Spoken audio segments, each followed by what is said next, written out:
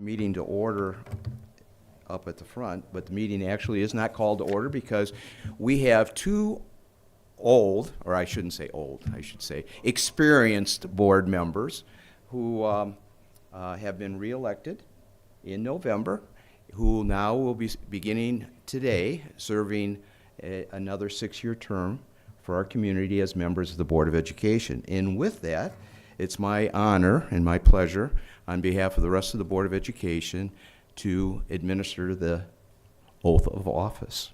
So with that, I guess we're going to start with Laura, because Laura is already standing up.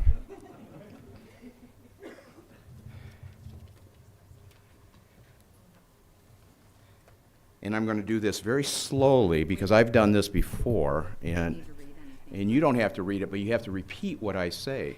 So this can be nerve-wracking if I say too much, too quickly. So, word by word. With this, raise your right hand, please. I do. State your name. Laura Dodd. Solemnly swear. Solemnly swear. That I will. That I will. Support the Constitution. Support the Constitution. Of the United States. Of the United States. And the Constitution of this state. And the Constitution of this state. Not bad. In that I will. And that I will. Faithfully discharge. Faithfully discharge. The duties. The duties. Of the office. Of the office. Of member of the Board. Of member of the Board. Of Education. Of Education. Of the Huron Valley School District. Of the Huron Valley School District. Congratulations. Thank you very much. Okay.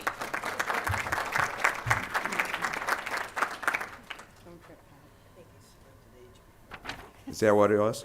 Well, I would never say that. I do solemnly swear. I do solemnly swear. State your name, please. Lindsay Ann Cotter. That I will support. That I will support. The Constitution. The Constitution. Of the United States. Of the United States. And the Constitution. And the Constitution. Of this state. Of this state. And that I will faithfully. And that I will faithfully. Discharge the duties. Discharge the duties. Of the office. Of the office. Of member. Of member. Of the Board of Education. Of our Board of Education. Of the Huron Valley School District. Of the Huron Valley School District. Congratulations.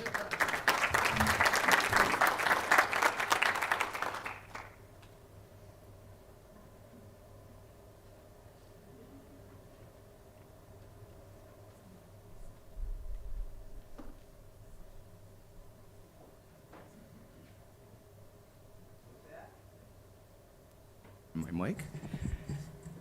I call this meeting of the Huron Valley regular board meeting of January 13th to order. And may I have a roll call, Secretary Pastana? Yes. Mr. Dimick. Here. Miss Ryan. Here. Miss Dodd. Here. Miss Cotter. Here. I am present. Miss Grzymkowski is absent. Mr. Wiseman. Here. We have a quorum. Very good. Would everyone stand that's able for the Pledge of Allegiance? I pledge Allegiance to the flag of the United States of America and to the republic for which it stands, one nation, under God, indivisible, with liberty and justice for all. Before us, we have the agenda. Do I have a recommendation to approve the agenda as presented? Sure, I move that the Board of Education approve the agenda as presented. Motion made by Member Ryan. Do I have a second? Second by Member Cotter. Any questions? Any amendments? Seeing none, could I have a roll call, please? Miss Ryan. Yes. Miss Cotter. Yes. I am a yes. Miss Dodd. Yes. Mr. Dimick. Yes. And Mr. Wiseman. Yes. Motion passes. Next, under communications and report, items from the president of the school board. A couple things very quickly that I do have. One, our treasurer, Amy Grzymkowski, is not here. On behalf of the Board of Education and Administration, our thoughts and prayers go to the Grzymkowski family. They've recently lost their Amy's mother-in-law. So with that, I just want to pass on our condolences to her and the rest of the family. In addition to that, I just want to bring the rest of the community up to speed. At our last meeting on December 16th, 2024, the Huron Valley Board of Education met with our district superintendent, Dr. Paul Salah. for the purpose of conducting a mid-year evaluation of our superintendent. Dr. Salah reviewed the goal areas approved by the Board of Education during our September 2024 Board of Education meeting. The purpose of this mid-year evaluation to ascertain the progress made as well as provide any relevant feedback to our superintendent regarding his performance.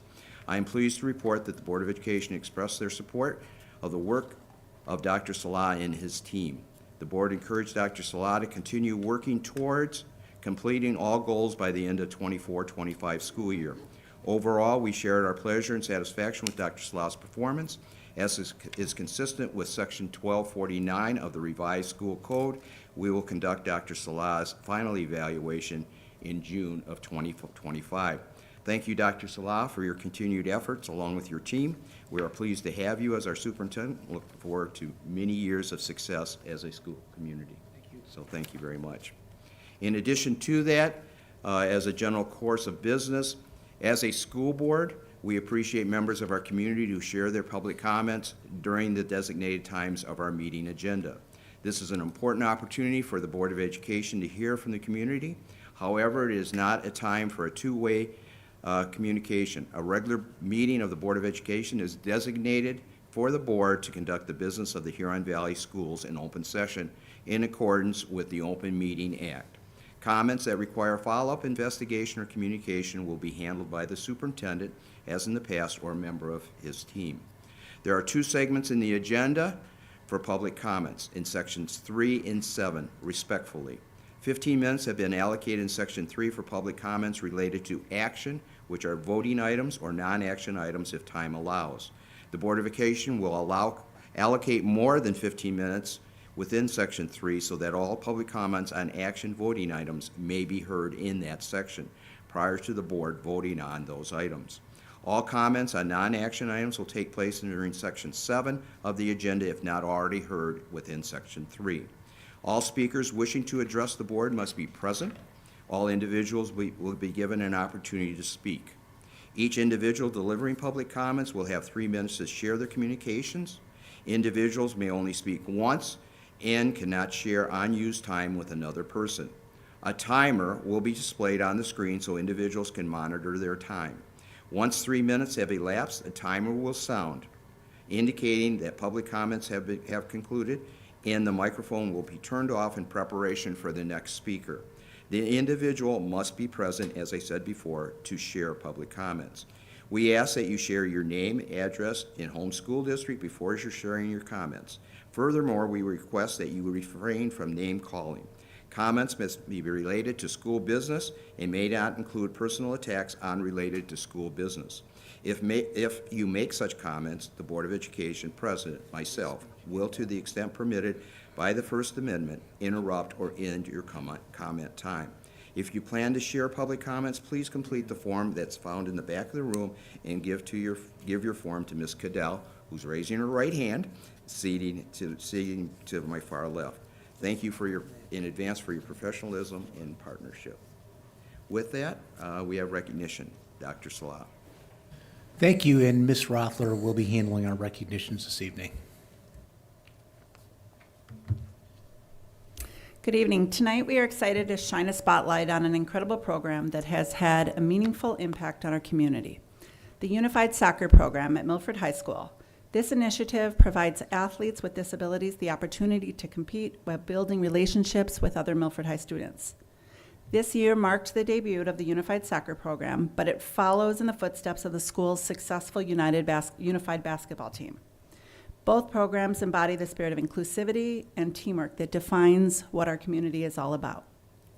The Unified Soccer Program is led by Ethan Bresnay, a Milford High alumnus who played soccer during his time here and now serves as a teacher in the special education classroom. Ethan's leadership has been instrumental in making this program a reality. Unfortunately, I was just notified that Ethan was not going to be able to come tonight, but I do believe there's a couple students that have played with our unified teams. If so, can you please stand up so we can recognize you? No, that's okay. But please take this moment to give them a round of applause for this incredible program.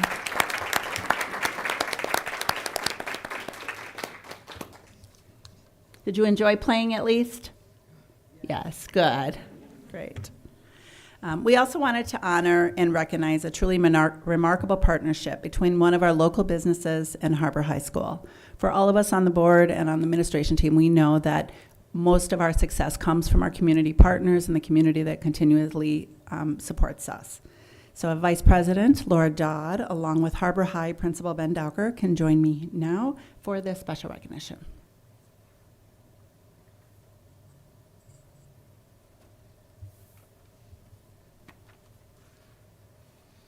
Promise to keep this brief, although it'll be hard. So over the last 5 years, Angel Hurtis and the team at Lakes Foot and Ankle Associates have been extraordinary partners in supporting Harbor High School and serving some of our district's most at-risk students.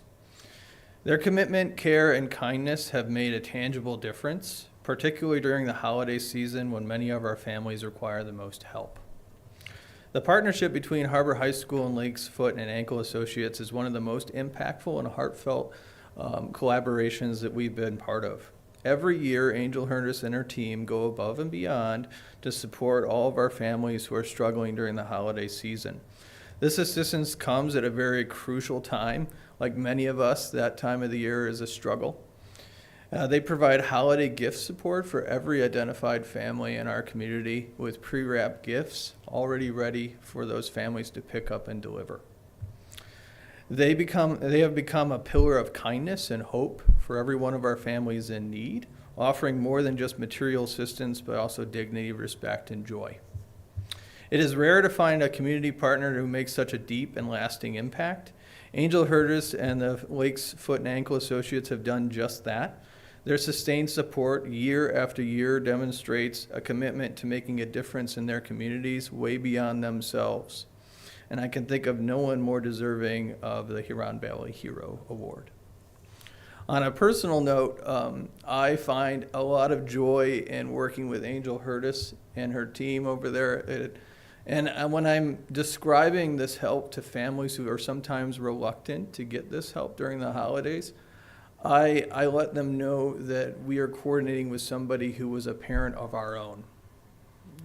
She had a kiddo come through our program, wildly successful.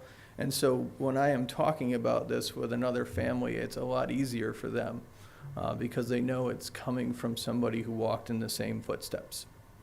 So very appreciative.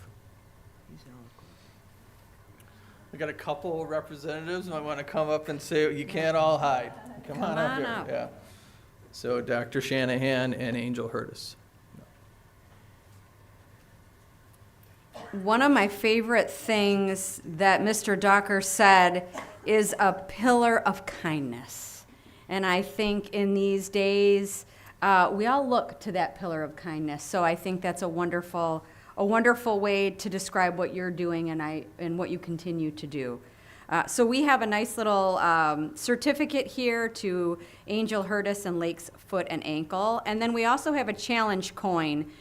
I didn't understand what these were, and we give them out all the time. And for a long time, the military has given these. Anytime you do something very challenging, something that is above and beyond, they have different coins for different things. And so we had coins created for Huron Valley schools, and on the one side it talks about academics, athletics, and arts, which are our 3 pillars. But on this side, it really talks about what you do and what we do together, which is inspiring and building futures, one student at a time.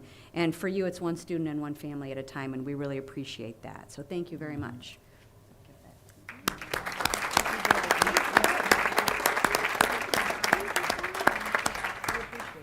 we just say thank you? Please. Yeah, still on for you. I just want to say thank you. I have been working with Harbor High School for going on probably 10 years since my daughter was there. And when she was there, it was, it maybe didn't start as the best situation when my daughter went to Harbor High School, but she fell in love with it and chose to stay there. She had the opportunity to go back to Lakeland, and she chose to stay at Harbor High School instead.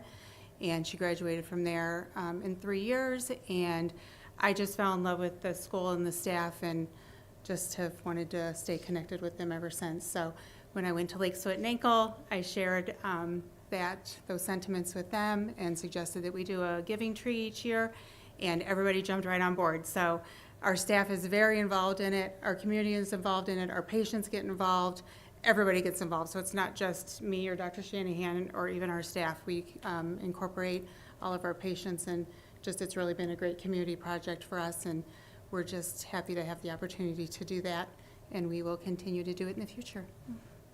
Thank you. If we can get you and your entire team along with the board, and we'll take a quick picture. And maybe before that, I'm going to give the opportunity if anybody on the board would like to make any comments. Yes, Lindsay. Actually, I have two comments. I do want to thank Angel for everything she's done for Harbor High. That particular program is very close, and I'm their liaison, so thank you for you and your team and what you do. I also want to take the opportunity to talk about our United Soccer team. I just want our community to know that Ethan Bresney, he is was a Kurt student, Muir, graduated from Milford High, and he's come back to be of service here to Huron Valley. He's a good kid, and he grew up around the block from me. So I had an opportunity to watch him develop into the nice young man that he is. So, and again, thank you. Thank you very much. Any other comments? I too, Dr. Shanahan, right? And Angel, and the rest of your team, thank you very much for everything you do. One of the things that we are very proud of is inspiring and building futures one student at a time. I think you live that by providing opportunities for our parents and for our students. And we are extraordinarily proud of the fact that we are an all-inclusive school district where I always say we have 4 high schools. And Harbor High is one of them, our IA is another, and then we have 2 traditional high schools, Lakeland and Milford. And what we really do believe in is providing opportunities for all students. You take that a step farther because we have at-need families, and you provide an avenue to provide some of the basics that our families need. So it's extraordinarily important, and we are very fortunate and very blessed to have a partnership like we have with you. So thank you very much. Now we can have a picture.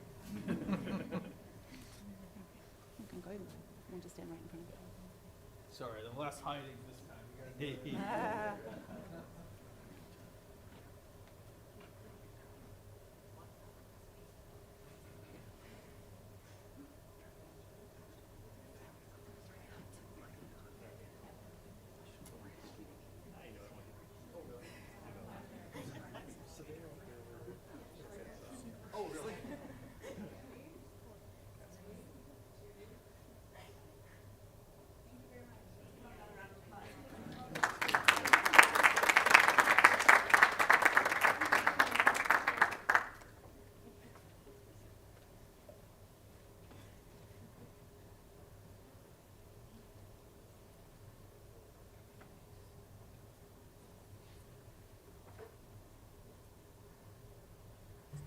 All right, Dr. Salah, school presentations? Thank you. Yes, this evening we have the proud principal of Milford High School in the audience, and I know he's going to introduce several folks that he brought here with him. So, Mr. McKenna? Come on up, ladies. Good evening, everyone. As Dr. Salah said, I'm Kevin McKenna, and I am joined here by 3 of our leadership students that are going to really talk a little bit, kind of that same tone that Mr. Docker was talking and his representatives about giving. Every year we host or we take a part of Milford Miracles. Sometimes we get emails from people and what is Milford Miracles? What are you doing at your school and so forth? What is that? So we want to explain a little bit of that because at the end of the year, before we went on break, Mr. Gilbert does a full report out basically of what we did and how many families we touched and how many individuals we were able to support through the holiday season. So Milford Miracles has been around a long time, but I'm going to let our 3 young ladies introduce, well, they're going to present to us. Mackenzie Anderson, Savannah Canargi, and Caitlin Elkins are going to present for us. Thanks. Mackenzie? Yes. Perfect. All right, so we wanted to begin by talking about a little bit of the history and where Milford Miracles actually began. It started with Spanish teacher at MHS, Kathy Longcourt, and she actually became the Spanish club director in 1997. At this time, MHS was attempting to do more community-based outreach projects with their clubs, and this included working with Toys for Tots and helping to donate and raise money for them. And this was a school-wide district-wide initiative that was run by the Marines. However, the Spanish Club began to raise so much money and so many funds that Toys for Tots couldn't accept it all. So they eventually began to donate it to local businesses and to reach out to some nice social security people, and to be able to help them give some other families that extra holiday help that they might need. However, it was 2002 when they were contacted by the Marines for still using the Toys for Tots name. They had a lot of legalities and a lot of fundraising requirements that they had to reach. So the officers decided to come together and change the name to Milford Miracles. And this eventually became so popular that the following year, club membership was raised to over 400 new members.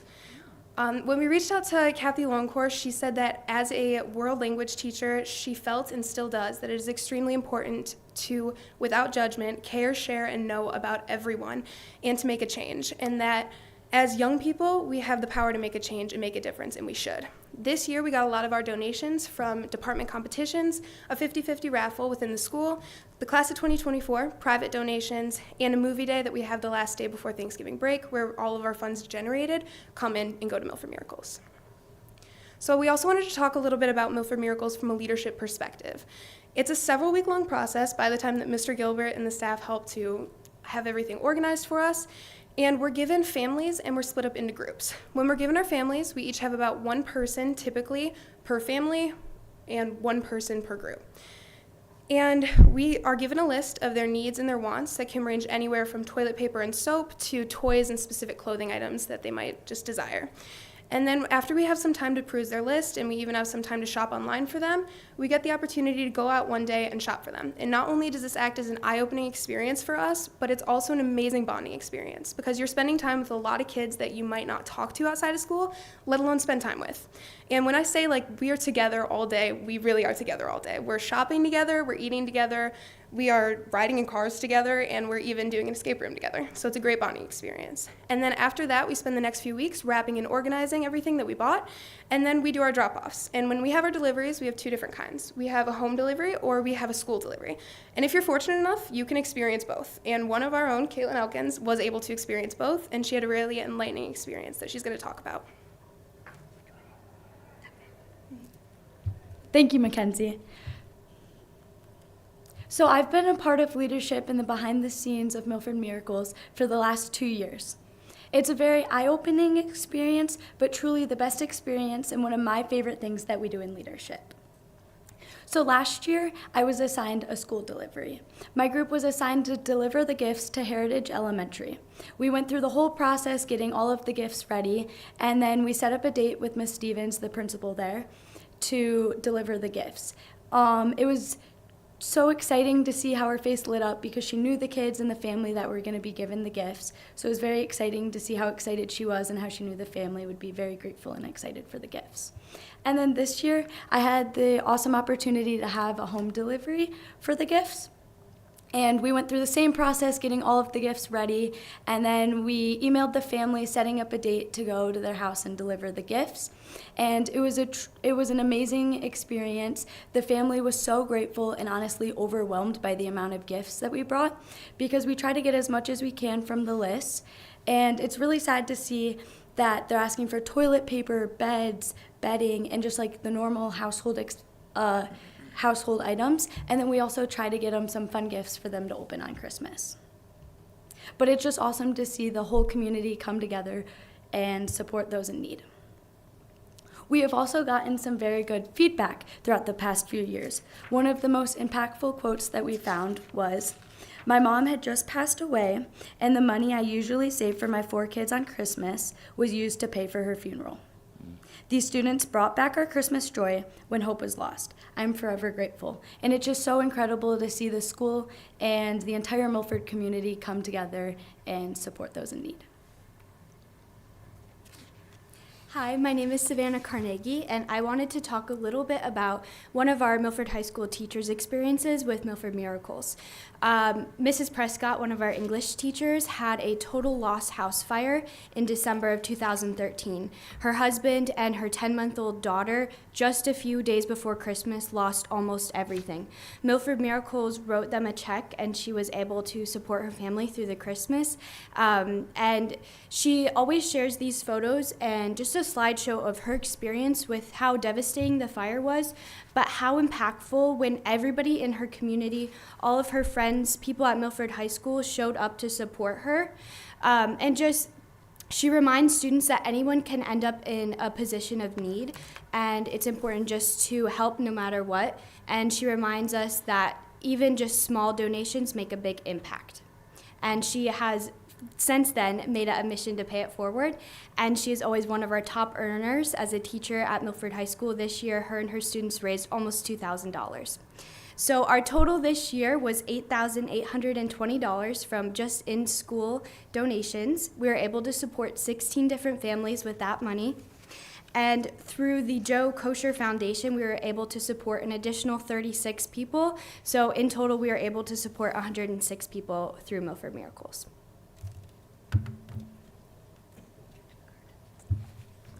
So as you can see, like, obviously it's just bringing a bunch of people together. The Kosher Foundation sometimes relies on us, and we rely on them, and we've reached out to them in the past.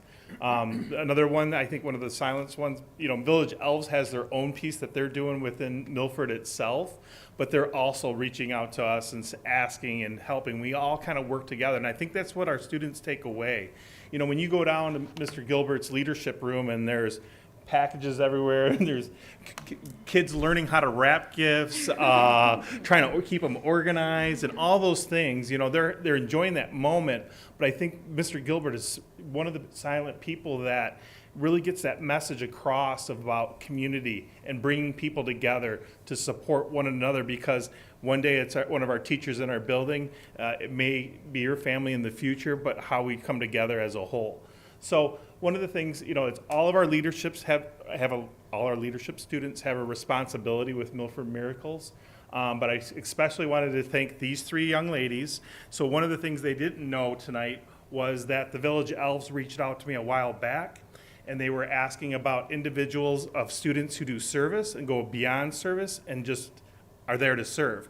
So these are three examples of that. So they gave you a certificate, plus they gave you a donation for you to use. They would love for it to be used for educational purposes, but they have given you a gift for the service that you've done for Milford High School, our 106 families, and bringing all that stuff together, because you're all dressed up tonight because you know what? This is their fourth event tonight. They're on to Oscar nights after this, right? Yes. Yeah, I'm sorry. The board thought it was for them. But truly, you guys go above and beyond. I can ask you at any moment to help us out on an interview or help you come to a board meeting, and you guys made it happen individually. And you do that each and every day, so congratulations. Thank you. So there's the Village Elves gave you a certificate. Thank you. And you're welcome. And they gave you a check. You're welcome. Thank you. And so not just recognizing Milford Miracles, but also recognizing who you are as Milford students. Congratulations. Thank you so much. Don't go anywhere, as I know you have to go someplace, but I'm going to provide an opportunity for anybody on the board to make comment. Yes, Jacob. I just want to make a comment. Say you guys are really inspirational to me. Just to see the way the community comes together, hearing from Mr. Docker and now from you guys, it's just a beautiful thing to be a part of, even in my small role. So thank you. And you guys spoke very eloquently, and you look elegant. So well done. Thank you. It's Oscar night. Any other comments? Yes, go ahead. Laura? You go ahead. No, you go ahead. Thanks for coming and sharing more about this. I know this is a huge job, and I love the way both Milford High School and Lakeland High School, the leadership groups, have really, in very different ways, opened their arms to be supportive to families, not just during the holidays, but all year round. I know you're going to go into your fundraisers in the second half of the year, too. it's a great lesson to learn and something we all need to be reminded about, to take a minute and think about who else we can help. And you're setting a great example. Thank you for that. Thank you, Laura. Anything else? I would just suggest that this is not a miracle. It just takes a lot of hard work and a lot of leadership. And I want to recognize the three of you on behalf of the board, but recognize all of the kiddos from Milford High School in our community that make this happen. I think this is a shining example of how our schools are totally immersed into our community. And without our schools, our community wouldn't be what it is today, because we are much more than mortar and brick and what goes on during the day. As Mr. McKenna just said, you have 4 events going on. This is outside of the normal school day. So instead of Milford Miracles, I would say it's Milford High School has heart. And I really appreciate that, and we all do. So thank you very much for your time. And with that, I know you have other things to do. You can certainly stay for the rest of the meeting, but I'm also giving you an opportunity to leave. And that also goes for our leader right here as it relates to the United Soccer team. All right? Don't turn around. I'm talking to you. You are certainly a leader because you are here and you are representing everybody on the team. All right? And I respect that and I appreciate that. And as the leader of your soccer team, will you please pass on our gratitude and our respect and our appreciation for everything you do, as you are truly an ambassador for all of us. And every time you go out and play soccer, it's much more than playing soccer. It's representing us, each of us. And we appreciate that, and a job well done. So thank you very much. And you too can stay for the rest of the meeting if you'd like, or you can leave. Or you want to do it? Okay. All right. Thank you. Thank you very much.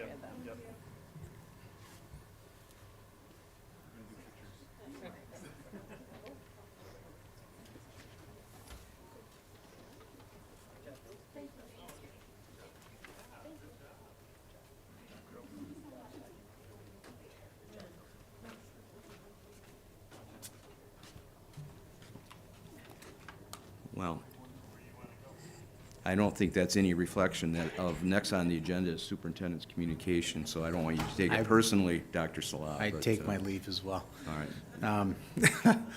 So, given that it is the first meeting of the new year, I just wish everybody a happy new year. Thank you for being here. Those of you who are diligently watching at home, thank you for tuning in. I have just a couple really quick items.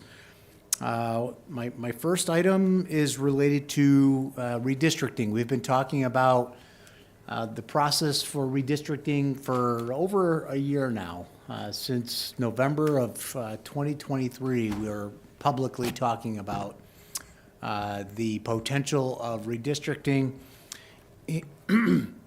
And as we promised back in November of 2023, we would be announcing what the new boundary lines would look like towards the middle of December, and living true to that promise.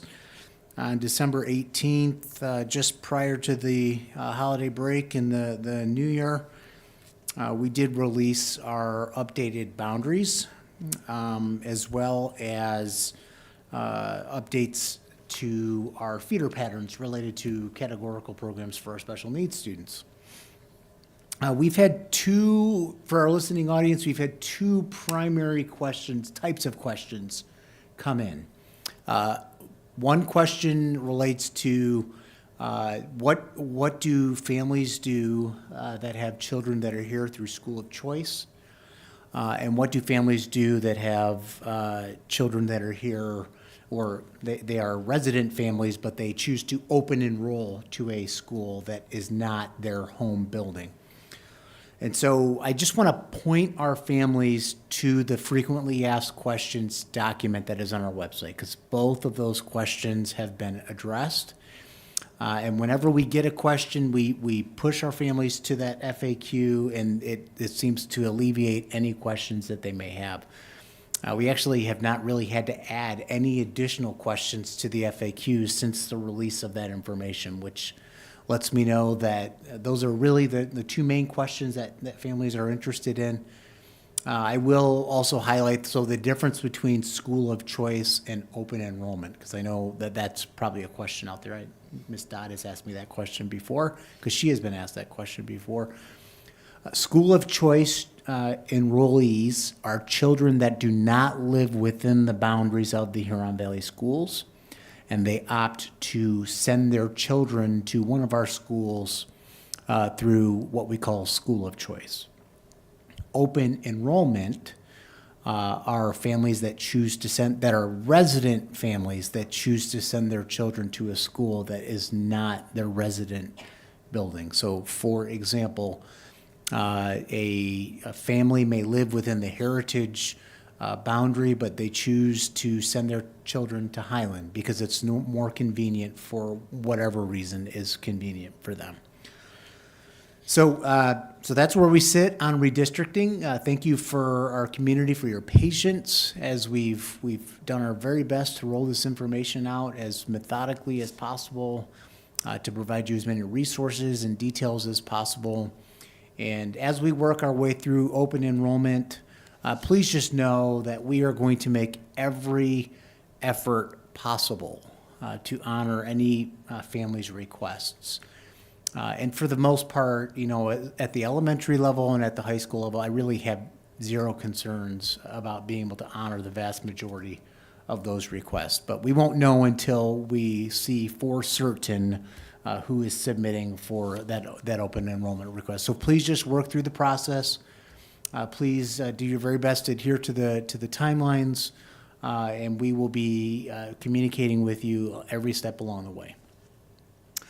My final comments are just related to the construction related to middle schools. As many of you know, with the successful passage of the bond, we have been doing some master planning regarding not only the new middle school that will be built on this campus, but also re-envisioning what White Lake Middle School will look like. There's a lot of work happening behind the scenes, a lot of conversations, a lot of standard setting in order to ensure that we put forward the best facilities possible for student learning and engagement. And so with that, Mr. President, again, Happy New Year, and that concludes my comments this evening. Thank you very much, Dr. Salah. Student leadership, Nothing tonight. I think tonight with Mr. McKenna bringing Milford Miracles was a prime example of our leadership, so thank you very much. Next, we have association comments. Jennifer? Woo! Good evening and Happy New Year. Tomorrow after school, I have my monthly meeting with all of my union representatives from each of our school buildings. It is a time each month when we get together so I can share important association information and district information with them, and they can tell me any concerns that are going on at their school. I always look forward to these meetings to catch up with everyone and hear what is happening around the valley. Often I start our meeting with a quick whip around the room on a specific topic. Tell me about your plans for the upcoming break. What is your dream vacation? What junk food gets you through the day? Or tell me about a positive interaction with a student that made you smile. Tomorrow, I will ask all of them to share their one word for the new year. In preparing for this meeting, I too thought about my one word that I would share with them. I decided my word for this year is positivity. We have a lot of important decisions that will need to take part in the second part of this year. And we have a lot of important meetings that we will all attend together.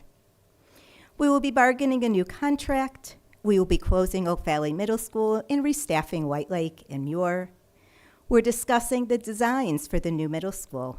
And we're working closely with our families and students to transition those who are redistricted to new schools. I decided for me that going into these meetings with positivity and a positive mindset is important. Now, I have a good friend who's also an educator here who says that I look at the world through rose-colored glasses, and I probably do in most instances. I am a social worker at heart. But I have learned through my position as association president to look at things more critically and through multiple lenses to ensure I'm seeing the whole picture to represent all 530 of our educators. And although different perspectives is important, I always believe that going into a situation with a positive mindset is a good thing to do. It opens us up to assuming positive intent, looking for commonalities and connections, and finding a bright moment in the darkness. So as we begin this next calendar year, I will work to keep positivity front and center in what I do and not have this just be another resolution that's left behind as we move over the next few weeks. And just like my building reps will do tomorrow at our meeting, I hope all of you will also take a moment to think about your word of the year and bring those thoughts and intentions into our meetings and conversations as we move together through the remainder of the year. Thank you. Thank you very much for your positive comments. It's much appreciated, and it's a message well taken. Next, we have board correspondence. Secretary Pestana. No correspondence this evening. All right. Treasurer's report. I do not believe we have a treasurer's report today with Amy not being here. Reports from the board committee. I do have one from the executive committee. We held our last meeting on January 7th, 2025 at 1 o'clock at the Huron Valley School Administration Building. The meeting was called to order. Present were myself along with Member Dodd, Member Pestana, Dr. Sla, and Ms. Goodell. No one was absent. There were no public comments. The agenda, we talked about and discussed the agenda as presented tonight. There was nothing to report as it relates to school safety and security. Middle school design update. The committee reviewed the current status of the middle school design planning efforts in preparation for a meeting that was held this past week. We also reviewed the current bid pack status, that was reviewed at the Finance and Operations meeting on January 8th. The committee discussed the ongoing construction projects at White Lake Middle School and at the two high schools. Dr. Salah provided us a special education update as it pertained to the audit for special ed, and that it has been completed, and he's waiting for a final report. We also had a thorough discussion as related to redistricting. The committee reviewed the current status of the redistricting plans and discussed the district's next steps. The discussion emphasized the importance of ensuring that special ed students can progress with their age-related peers, maintaining continuity from early childhood through grade 12, in some instances to age 26. Other items, the committee discussed blessings in a backpack and the current involvement in our elementary buildings, the important role that they play, and exploring ways to address the financial challenges they face. Adjournment occurred at 2:22 p.m., and our next meeting is January 21st, 2025 at the administrative offices at 1 p.m. Next, TLT. Member Pestana. Yeah, TLT has not met. We're meeting tomorrow at 4 o'clock at the administration building. Thank you very much. Next, Finance and Operations. All right, yep, we met Wednesday, January 8th, 2025 at 8 a.m. at the administration building. Present was myself, Tom Wiseman, Amy Grisomkowski, Paul Salah, Jeffrey Van Gotham, John Reeby, Heather Kerrigan, Gina Maruskin, Becky Timberlake, Tyler Maxwell, both from Clark Construction, and Bill Weinrock from TMP Architecture. There were no public comments. We reviewed the previous meeting minutes. Consent agenda items, there were none. Unfinished business, the committee had, board policy updates. The committee had no further questions. Administration is asking the Board of Education to approve policy updates as presented at this evening's board meeting. New business, we talked about the emergency purchases at Muir Middle School. The committee discussed the steam boiler repair and heat exchange replacement at Muir Middle School. Administration is asking the Board of Education to approve the proposal from CSM Mechanical dated January 2nd, 2025, in the amount of $59,639.90 for the boiler work and $33,112.64 for the heat exchanger replacement. A 12% contingency and the amount of $11,130.30 for a total amount of $103,882.84. This project will be funded from the 2019 Building and Site Sinking Fund. We also talked about the orchestra shell system purchase at Lakeland High School. The committee discussed Fantasy Integration's proposal in the amount of $212,739, dated October 14, 2024, a 12% contingency in the amount of $25,529, for a total amount of $238,268. Administration will request approval at the January 27, 2025 board meeting. We had a safety and security update. Rosie performed a sweep of both high schools prior to students returning to school from holiday break. No issues were reported. Under other, we had a bond construction update. Tyler Maxwell with Clark Construction updated the committee on bid package 8, 9, 10, and 11. The remaining punch list items will be completed this summer. Demo has begun on bid pack 13 at Lakeland High School, and bid pack 14 is underway at Oak Valley Middle School. Jeffrey spoke in detail of outstanding contingency amounts and gave a recap of the remaining funds. There's a middle school steering committee update. The committee met on Wednesday, January 8th. The next steps include excuse me, meeting with TLT to discuss strategic plan. They'll meet with security consultant, private security, and local law enforcement plan. Sorry, hang on. Plan focus group meetings to begin the programming process and develop a student and staff opinion survey. The waterline agreements at Highland Township update. Jeffrey received the updated agreement from Law Truck. He will review the agreement and bring it to the next Finance and Operation meeting. Future discussion items. Max Service Corp. Will provide an update to our committee at the January 22nd, 2025 Finance and Operation meeting. TMP will meet with each department at the administration building for specific departmental needs. An anticipated move-in date is January 2026. While planning Oak Valley Middle School space conversions, administration is recommending a permanent boardroom for Board of Education meetings to maximize use and a cost savings long-term to the district's general fund. The meeting adjourned at 9:07 a.m. and our next meeting is January 22nd, 2025 at 8 a.m. Thank you very much. Communications, marketing, and legislative? We Member Dodd? have not had a meeting since our last board meeting. Our next meeting will be tomorrow at 2:30 at the administration building. Great. Thank you very much. Next is public comments on action items, if time allows. Non-action, do we have any public comments? Okay, we do have another section of public comments under section 7 at the end, if we do have any. If there are any public comments, please get them to Ms. Cadell. Next, consent agenda.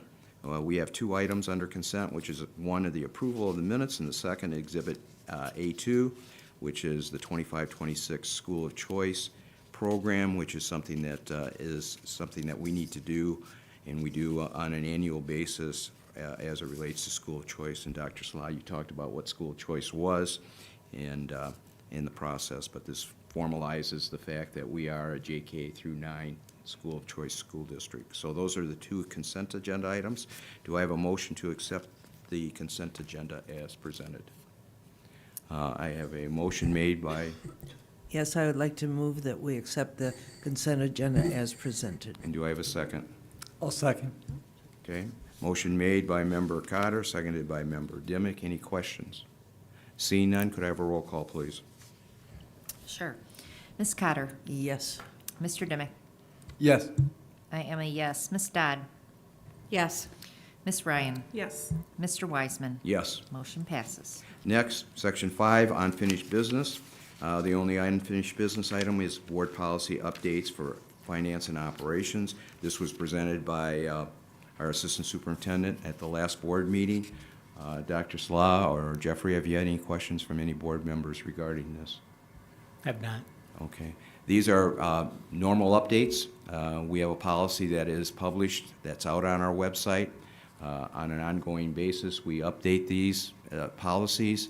I can tell the public that the items that are within this policy are pretty general in nature, a lot of wordsmithing and nothing material as it relates to that. But once we do, if we do approve this, it'll be placed out on the website, the new edition. So if there are no further questions, I'll take a motion to accept. I'll make a motion to approve the changes to the board policies as presented in Exhibit B. All right, do I have a second? Sure, I'll support that. All right, motion made by Member Dodd, seconded by Member Cotter. Could I have a roll call, please? Ms. Dodd, Yes. Ms. Cotter, Yes. Ms. Ryan. Yes. I am a yes. Mr. Dimick, Yes. Mr. Wiseman. Yes. Motion passes. Next on the agenda is new business. We have two items. One is an emergency purchase for Muir Middle School. This is something that normally it would go unfinished business, and then 2 weeks later, it would be something that the board would vote on. Dr. Salah, under our policies, has the opportunity to approve items on an emergency basis. These are items that were approved by Dr. Salah over the winter holidays to make certain that our buildings were up and running to accept students at the beginning of 2025. So, Dr. Salah, maybe you can spend a few minutes with that. So I will ask Mr. Van Gotham to speak to the specifics regarding the purchase, but for purposes of understanding how this purchase was made, I just want to take a moment here and point out for our listening audience, Board Policy 6320 is titled Purchasing, and it affords the superintendent the ability to make emergency procurement purchases when there is a threat to public health, welfare, or safety under emergency conditions. Given the heating challenges at Muir Middle School and the potential damage that could be caused with freezing pipes and things of that nature, I was contacted by Mr. Van Gotham, who over the holiday break, who shared that we had one of our boilers went down in the extraordinary cold weather, and then a heat exchanger went down as well. I did authorize the repair of the boiler as well as the replacement of the heat exchanger. So that's that policy again is 6320, and I'm specifically referencing page 8 of 8 under emergency procurement. And what that last sentence of that paragraph says is that a summary of all emergency purchases shall be submitted for the review of the HVS Board of Education at the earliest board meeting possible if in excess of $25,000. And that's why we're bringing this here this evening for your information. Mr. Van Gotham, if you could walk through some of the details of the repairs. Yeah, thank you, Dr. Salah. So yeah, unfortunately over our holiday break, we had two separate instances related to the heating at Muir Middle School. The first piece was relating to one of our steam boilers. We actually have two steam boilers that were actually put in around like the beginning of time, and so these are updated on an annual basis to the best we can. So one of the steam boilers actually went down a year ago, and you guys were good about providing an emergency purchase. This is the other steam boiler. Basically, they have tubes that run through these boilers, and we had some cracks within the tubes, and so we needed to order those tubes so we could get the boiler up and running. That repair is still being finalized, but again, due to the time sensitivity, it was important that we got those on order as soon as possible. In the meantime, while that was happening, we also lost a heat exchanger that provided heat to the 6th grade wing of Muir Middle School, and so I need to give a special thanks to my team who worked very diligently over the holiday break, including the Saturday and Sunday before school started, to make sure we were up and running. And so they actually had to, because this is such an outdated model, they had to basically make a new heat exchanger for us because they don't sell these models anymore. And so they have completed the work on that heat exchanger, and it will be in our hands in the next couple days. We've actually used some alternative methods to keep the building warm, including space heaters in all of the classrooms and a large heater that runs in the hallway of our 6th grade wing. So again, hats off to the team for working diligently. One, to make sure that the building stayed warm enough that we didn't have further damage, and two, bringing it to a space where kids and teachers could be comfortable for the days ahead. So we expect those to be wrapped up in the next week or so. But again, we're coming to here for the board to formalize the purchase, and we're a little bit over $100,000 in monies. But again, as a result of the community supporting us in 2019, we have a building site and sinking fund, which allows us to purchase things such as this. And we have talked as an administration as well as the Board of Education. Even though we are moving on from Muir in a few years, it's still very important to us that we take care of that building while we're still in use. And these are very necessary purchases for us to be able to operate on a day-to-day basis in the cold season. Thank you, Dr. Slaw. Anyone having questions of Dr. Salah or Mr. Van Gothen regarding this? Yes, Laura? I would like to comment that even though this was an emergency purchase and our votes were not required, we were kept very much in the loop. So I appreciate that, and I appreciate the facilities and operations crew who were there over that winter break, making sure that our buildings were in proper as possible working order when the students came back. So thank you very much for keeping us informed and keeping the building safe. We appreciate it. Any other comments? Yes, Jacob. I'd like to say that obviously when incidences like this arise, it doesn't go without some challenges, and our students and staff were able to do what was necessary to overcome these obstacles and not let them stand in the way of receiving a good education. So hats off to them and their support and the community as well. So thank you. Thank you, Jacob. Anything else? I think it's important to note, and you mentioned it, that this is not coming out of the general fund, where the general fund, 85% is salaries. Because of the support of the community, it's being taken out of our sinking fund, and that's where those dollars are coming from. And just like everything else, when there's a challenge, it doesn't happen in isolation. That actually, we're approving this, but there was really two emergency purchases wrapped up in one. One was, you mentioned, we had two boilers. We had one operating, but we always operate with a backup. So we always had that one working, keeping the building warm. We also needed to do what we needed to do with repiping for the boiler too. That was able to be done over the holidays. Unfortunately, there was another incident that occurred in some of the classrooms that regarding the heat exchanger, which had a direct effect on a wing. It didn't have an effect on the entire building. So about 25% of the building had additional challenges because of the heat exchanger, which required us to bring additional equipment in to make certain that those educational spaces were operational and were brought up to the heat requirements. We're doing extra work to make certain that we can continue to provide services to those students, but we're not there yet. Yeah, just a point of clarification. The boiler is still being repaired. Okay. The one boiler that's down is not operational at this point. But we still have the one boiler We have one- operating, we so have- we have yes. normal heat. Yes, we have one boiler functioning, we have one boiler that's down, and then we had one heat exchanger that went down. So the initial ask was to repair the other boiler. That was approved. The second ask was to now repair the heat exchanger that went down and is down in the sixth grade wing.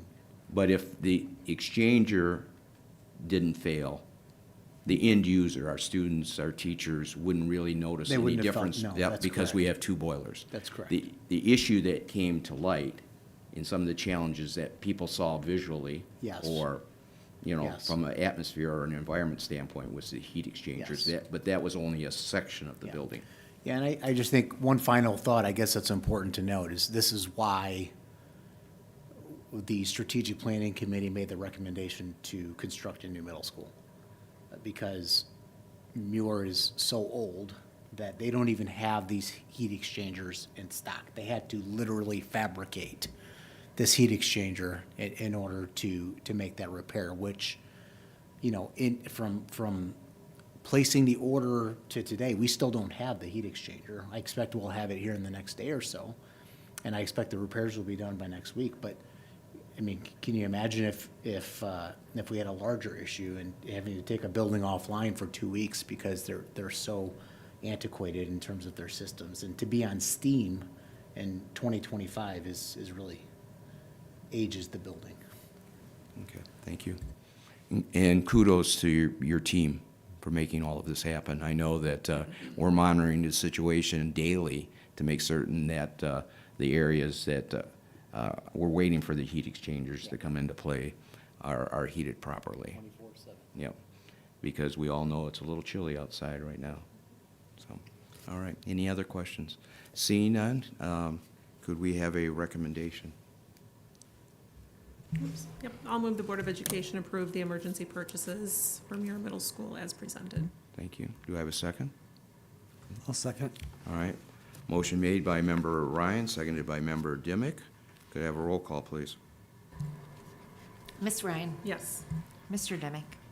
Yes. Ms. Cotter? Yes.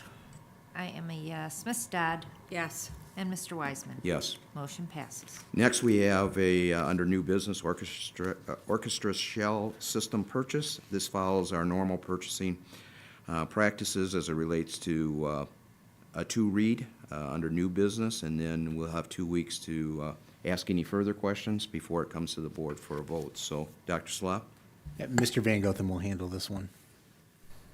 Thank you, Dr. Salas. So the Huron Valley Schools Fine Arts program had an expansive list of items that they wanted to have from the 2019 bond for both Lakeland and Milford High Schools. One of these items of need was a complete replacement of the orchestra shell system at Lakeland High School.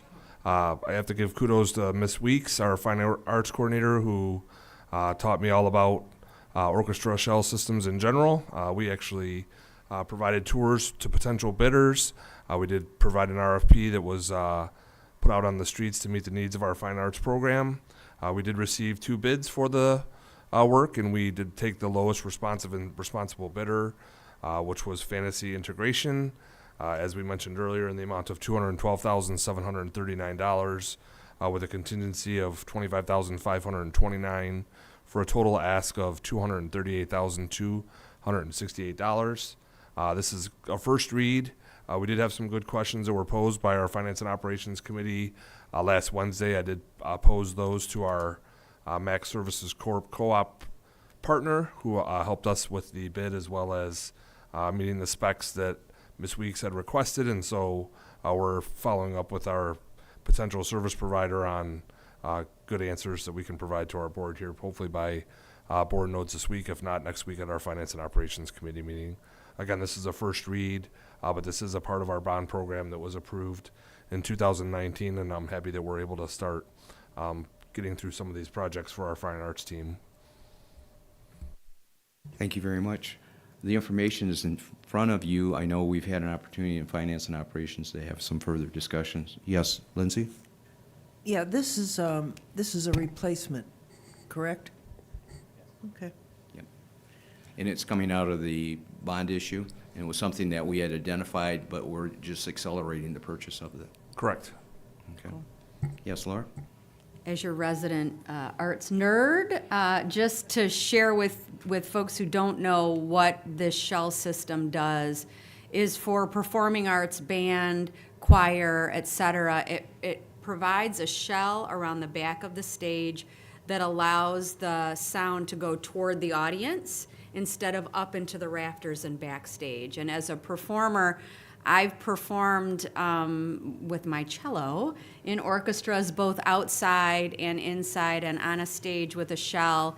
And the other thing it does for performers is it allows you to hear the rest of the performers you're performing with. So there's a huge difference for people in the arts performing on a stage equipped with a proper shell versus not. So it is, for our performing arts groups, this is a really vital piece of equipment for us to have in our auditoriums. Right. I wouldn't call you a nerd, though. That's okay. I wear it with pride. Did it make you sound better as a cello player? Yes. That's new information for me. Yeah, great. Any other questions? We have 2 weeks. If you have any further questions, present them to Dr. Sla or to Jeffrey, who will refer them to Megan. Right? All right. Thank you very much. Depending upon what the question is, correct. If it's technical, yes. But we'll go through Dr. Salah, and that's why he has a team that surrounds him. All right. Thank you. Next on the agenda is good and welfare. Or I guess before that, do we have any public comments? Last chance. Seeing none, all right. Now we'll go to good and welfare. Yes, Laura? I would like to share that this is the 20th anniversary of the Huron Valley MLK Day celebration and remembrance. For the past 20 years, a committee of volunteers have gotten together to help us to participate in the memory of Martin Luther King and the work that he did in our country. If we get out of here real quick, you could run over to the Milford Independent Cinema. There is a movie tonight called Me and the Other, started at 7 p.m. And then on January 19th, which is Sunday at 1 o'clock, the lineup starts at 12:30 in the shopping center, the Prospect Hill Shopping Center that has the Kroger in Milford. Lineup is at 12:30, and then there's a march that goes from Kroger to the Suzanne Haskew Arts Center, where it's followed by a nice program. There's an art competition. There's even a youth choir that will be performing at that event this year. And then finally, on January 20th is their annual day of service with a meal assembly and bag decorating. They're looking for donations from around the community. They create a soup that is pretty delicious. We make it every year, as well as getting all the ingredients to donate. Folks can come around together from around the community to make donations and to decorate some bags and donate them to community sharing to be given out to people in our community who need some food donations. So lots of wonderful ways to celebrate the legacy and support our community throughout Monday next week. All right, thank you. Any other good and welfare? Yes, Lindsay? Yeah, I don't know if it's really good and welfare, but is this the first night we've had all of our screens working for our board meeting? I think so, I think it is. Yeah. It's nice. It's very nice. wonderful. I mean, it's a lot nice to look up there than try and find something on the little screen. Really makes a difference, because we used to try and watch this one. But remember, this is our first meeting of this year here. Yes, it is. Any other, yes?